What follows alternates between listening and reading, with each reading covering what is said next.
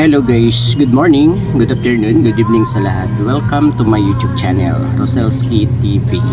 Guys, dito tayo para mag-reaction sa vlog ni Kalingap Alvin. Ito po ay yung vlog niya bago pa mamatay si Kuya Robin at bago pa maoperahan itong si Ate Pia.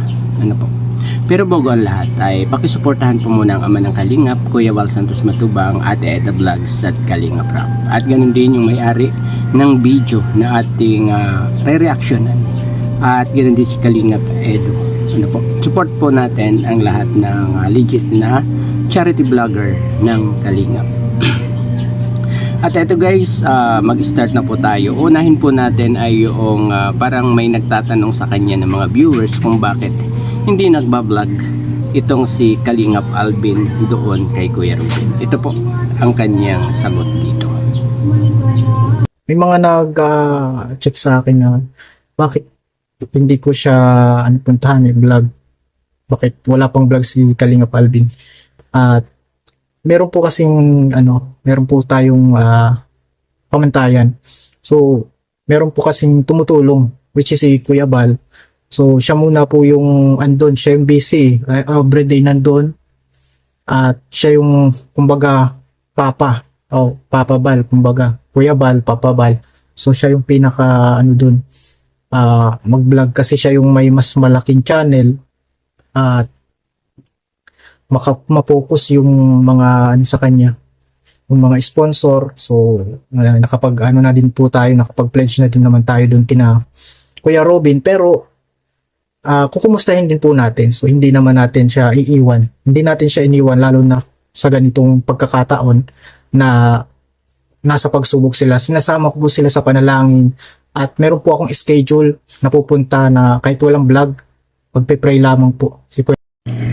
At ayun guys, yung dahilan ni Kalingap Alvin kung ba't hindi siya nagbablog doon, dahil pag respeto na rin sa ama ng Kalingap kay Kuya Val, dahil si Kuya Val yung nakafocus doon para mas malaki nga naman ang channel ni Kuya Val para ayun guys, para makatulong kay Kuya Robin at naging successful naman yun guys dahil nakuha ni Kuya Val yung pang opera dito kay Ate Pia at dito ako talaga humanga kay Kalingap Alvin dahil ayun hindi pa rin nawawala yung kanyang respeto kay Kuya Val. Guys, ito talaga yung charity vlogger na mayroong utang na loob sa mga tumulong sa kanya kung nasan siya ngayon at ayun, hindi naaalis yung respeto sa kanya. At ito guys, dito na tayo. Ito yung main part ng ating vlog.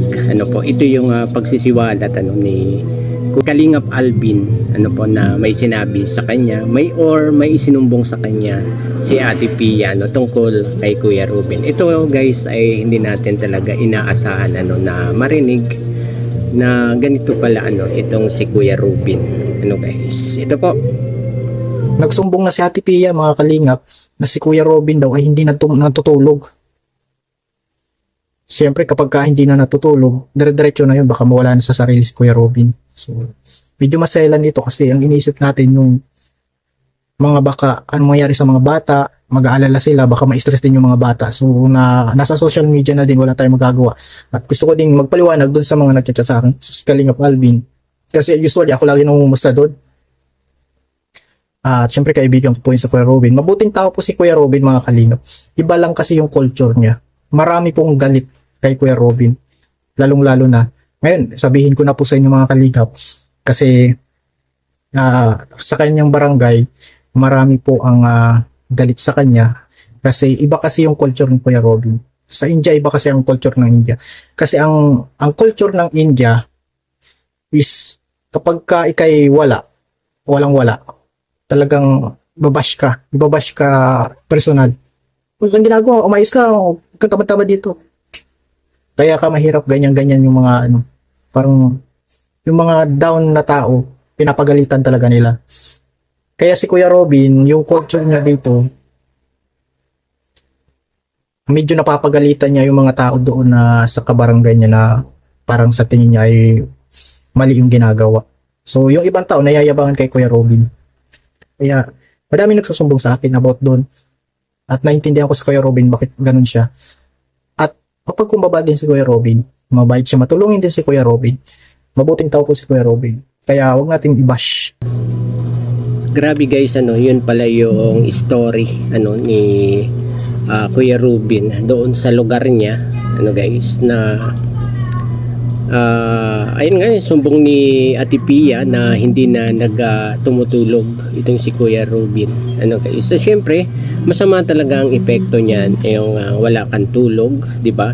Syempre may stress ka diyan, antok ka, or kung ano-anong may isip mo, lalo na kung ganyan nga, hindi siya makatulog, guys. At ang isa pa, ayun nga, marami palang galit kay Kuya Robin doon sa barangay nila, guys. Siguro nga, hindi nila maintindihan itong si Kuya Robin dahil iba nga, iba yung kinalakhang kultura nitong si Kuya Robin, kasi kultura ng India, guys. At nagiging prangka siya siguro sa mga kapitbahay niya, di ba? Kaya nayayabangan itong mga kapitbahay ni Kuya Robin. Ganun pa man, sabi dito ni Kalingap Alvin ay si Kuya Robin naman ay mabait. Mabait itong si Kuya Robin. Dahil siya, malimit siya ang bumibisita doon sa family niya. No? At ito ba guys, isiretso pa po natin. Pero yung pagka-aksidente po ni Kuya Robin, hindi siya lasing. So, sa source natin, si Kuya Robin ay talagang inatake ng nag-seizure, kumbaga. So, nangyari na yon at pinilit po ni Kuya Robin na mag-vlog pa. Mag-vlog. Pumunta ng daet. Meron siya nag-seizure siya, may sakit na siya. Tinamaan siya. So, one time kasi, matagal na nag-seizure na yung si Kuya Robin, nandun pa lang sa Pamaynila sila ni Ate Pia. Sabi nga ni Ate Pia, buti Robin, hindi ka nagda-drive that time. So ngayon, maexaktuhan po, nagda-drive si Kuya Robin. Seizure siya. So inagaw na ni Ate Pia yung manubela, mga kalingap, inagaw na para kung mapilit niyang ma-save. Pero wala. Pero buti na lang doon sa puno, walang taong nadamay. Yun naman. Kaya malungkot yung nangyari kay Kuya Robin, stress siya. Niisip niya kasi, yung nasira yung buto ng kanyang asawa. Pati siya may tama. Inisip niya yung mga anak niya. Hindi lang yung problema niya, inisip din niya yung mga utang niya kasi si Kuya Robin po may mga utang din na hindi pa nababayaran.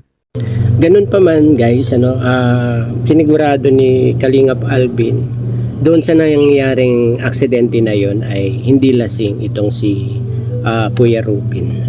Siguro nasabi ito ni Kalingap Alvin dahil meron din kasi na nagko-comment na mga viewers na baka daw lasing itong si Kuya Robin kaya nangyari yon. At ang ni Kalingap Alvin dito ay nag-seizure itong si Kuya Robin, parang inatake siya ng kanyang sakit, guys. At talagang parang isasalba pa sana ni Ate Pia, inaagaw yung manubela,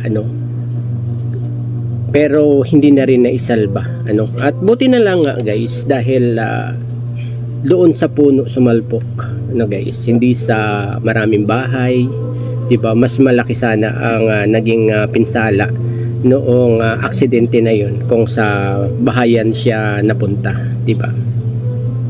At ayun guys, laging sabi dito ni Kalingap Alvin, ito ay inilabas niya para malaman na rin ng mga nagtatanong sa kanya. At sana ay wag daw ibabash itong si Kuya Robin, sa mga nalaman na ito, di ba? At ito yung pinakang layunin naman ni Kalingap Alvin dito, na talagang hindi siya mawawala sa tabi nitong pamilya na ito. Ito po, panoorin po natin. Wala tayong ibang gagawin dito para hindi bash si Kuya Robin pag-pray sa pamilya ni Ate Pia. Especially yung mga anak, malapit na yung pasukan. 4 po yung anak nila, si Amanjut, si Harmanjut, Sukjut, tsaka yung Pragjut, 4. Kaya po, kailangan po ng prayer nila. At tayo naman po, ready naman po akong tulog. Nandito, basta sa likod lang po ako ni na Kuya Bal, ni na Kalingap Rap. Ganun lang naman po yung gagawin natin. Yung pusong Kalingap, one Kalingap, one family. Kaya ngayon, kaya hindi muna ako syempre mag-vlog doon. Kasi si Kuya Bal kasi yung pinapabuelo natin doon. Siya yung in charge doon para yung views tsaka sponsor ay maipon at maipaoperahan agad si Ate Pia. Si Kuya Bal yung nanguna. Siya talaga yung father of Kalingap. Hanggang ngayon, one Kalingap, one family. I believe on that. Naniniwala po tayo dyan mga Kalingap. Ayun guys, ipagdasal at tulungan itong family ni Kuya Robin. Po. Andyan lang naman siya sa likod lagi ni Kuya Bal, ni Kalingap Rap para sumuporta dito sa family ni Kuya Robin. Ito guys yung nagpapatunay na talagang may one Kalingap, one family talaga. Guys? One Kalingap, one family ang community ng Kalingap. Guys, andyan yung pagtutulungan at kitang-kita natin dito sa pagkawala ni Kuya Robin ay talagang nagtulong-tulong ang mga Kalingap. Guys, andyan na si Kalingap Edo, di ba? Nag live siya para kay Kuya Robin para makatulong, di ba? At ayun guys, ang maganda dito sa Kalingap at hanggang sa wakas ay talagang magkakasama, guys. Ayun siguro ay hanggang dito na lamang po ang ating konting pagre-reaction dito sa naging vlog ni Kalingap Alvin. Guys, pray lang po natin ang family ni Kuya Robin especially si Ate Pia, ipag-pray po natin na sana ay maging mabilis yung kanyang recovery para sa kanyang mga anak. Hanggang sa muli pong pagbablog. Bye bye, God bless po sa lahat. Peace.